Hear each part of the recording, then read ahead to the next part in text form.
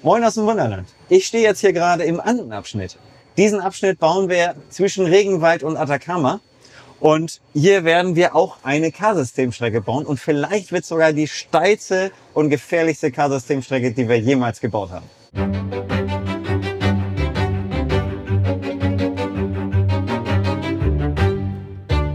Ja, der Andenabschnitt, der befindet sich bei uns ja genau zwischen dem Regenwald und der Atacama-Wüste. Und bisher konnten wir noch gar nicht so viel davon zeigen, weil noch nicht so viel zu sehen war. Jetzt stehe ich hier mittendrin und sehe, ja, es ist aber trotzdem schon sau viel passiert.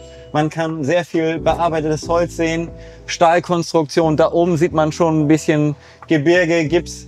Also es ist schon einiges passiert und ich konzentriere mich jetzt in erster Linie auf eine K-Systemstrecke, die wir nach Vorbild der sogenannten Yungas Road, allerdings in Bolivien, da müssen wir ein bisschen schummeln, hier reinbauen wollen.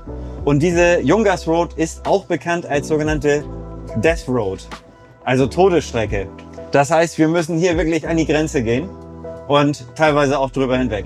Ja, hier beginnt das Ganze mit einer Schleife. Hier wird ein Startpunkt entstehen. Hier wird das Ganze auch noch gebirgig. Das heißt, dieser Punkt wird verdeckt im Gebirge sein. Hier wird noch ein kleiner Schuppen sein, in das das Fahrzeug später auf dem Rückweg wieder reinfahren kann. Und von hier aus startet das Fahrzeug dann zu einem Haltepunkt. Der ist jetzt hier und hier haben wir auch gleichzeitig unseren krassesten Steigungspunkt. Ich sehe jetzt hier 17,4. Ich hatte eben auch schon 17,7 gesehen, also 17,7% Steigung. Das ist schon wirklich krass. Die bisher krasseste Steigung haben wir am Schlossberg bei uns in Knuffingen. Da kommen wir vielleicht auf 10-11%. Also das ist nochmal eine krassere Steigung. Und gleichzeitig haben wir hier eine Ausweichharfe gebaut. Ihr müsst euch das so vorstellen, Ausweichharfe bedeutet nichts anderes, als dass ein Fahrzeug, welches von unten kommt, hier auf die linke Spur fahren kann. Wir haben hier Linksverkehr. Und ein Fahrzeug, was von oben runter fährt, auf die andere Seite fährt und sich die Fahrzeuge so ausweichen können. Das können wir sonst auf einer einspurigen Strecke ja gar nicht umsetzen. Und das werden wir noch ein bisschen krasser gestalten, dass für die Gäste es wirklich so aussieht, oh oh, jetzt kracht's gleich. Und dass das Fahrzeug im letzten Moment dann einen Schlenker vorbei an dem anderen Fahrzeug macht. Wenn man Yungas Road im Internet eingibt, dann ist bei den Top-Suchergebnissen immer so ein Spot zu sehen. Den mussten wir einfach auf die Anlage bringen. Und wenn man jetzt die Strecke weiter verfolgt, dann denkt man wirklich, boah, das wird immer steiler, immer steiler. Aber in Wirklichkeit haben wir jetzt hier nur noch, in Anführungszeichen, eine Steigung von 13,5%. Aber dadurch, dass das Ganze jetzt hier um den Berg sich rumschlängelt, ist es schon so spektakulär, dass wir hier nicht noch mehr Steigung brauchen. Aber das ist noch nicht mal der gefährlichste Teil der Strecke. Am weiteren Verlauf geht es dann hier um einen Brückenpfeiler von einer Eisenbahnbrücke herum, dann vielleicht sogar hinter einem Wasserfall entlang und dann noch mal eine ganz brutale S-Kurve. Und das wird wirklich eine Herausforderung fürs Fahrzeug. Das ist wirklich die mit Abstand gefährlichste Situation, die wir hier auf dieser Strecke haben. Und ja, hier werden wir auch mit Erdrutschen arbeiten, denn aufgrund von krassen Wasserfällen gibt es auch auf dieser Yungas Road immer wieder krasse Erdrutsche. Und das müssen wir hier natürlich auch darstellen.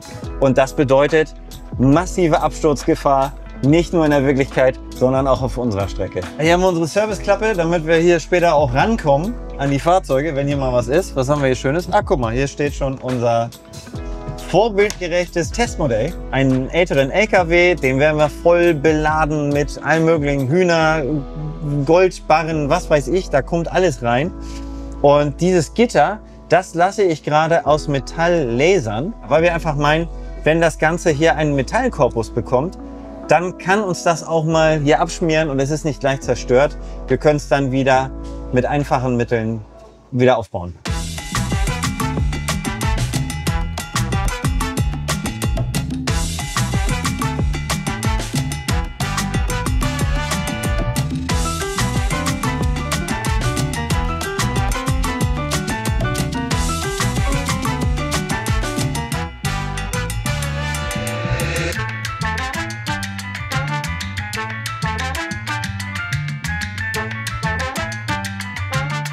Ja, das sah schon mal ganz gut aus. Bergauf, das gefiel mir schon sehr gut. Bergab ist das Fahrzeug natürlich noch viel zu schnell. Da müssen wir noch dran drehen.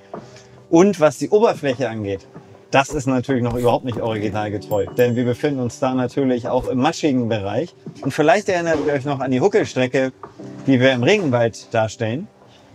Sowas Ähnliches werden wir hier auch machen. Aber das zeige ich euch gleich. Ja, Thema Oberfläche könnt ihr hier jetzt schon sehr gut erkennen. Wir befinden uns ja in einer Region, in der es auch häufig krasse Regenfälle gibt.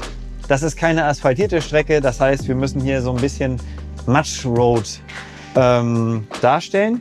Und wir haben uns hier einen kleinen Testaufbau gegönnt. Und hier könnt ihr das schon sehr gut sehen, wie sich dieses Fahrzeug jetzt hoch und auch runter kämpft.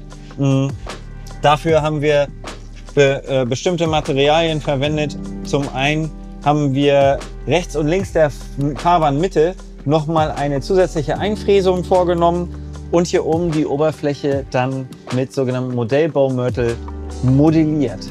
Deswegen sieht das Ganze jetzt auch so richtig schön schlammig und uneben aus. Ja, aber wie das in so einer Entwicklungsphase ist, die Strecke wird natürlich jetzt noch nicht so bleiben, wie ihr sie gesehen habt, denn Gerhard wünscht sich noch mehr Schnörkel, noch mehr Gefahrenstellen und deswegen sitzt Fatih dran und wird noch ein bisschen am Computer erstmal die Strecke umzeichnen, dass sie einfach noch gefährlicher erscheint.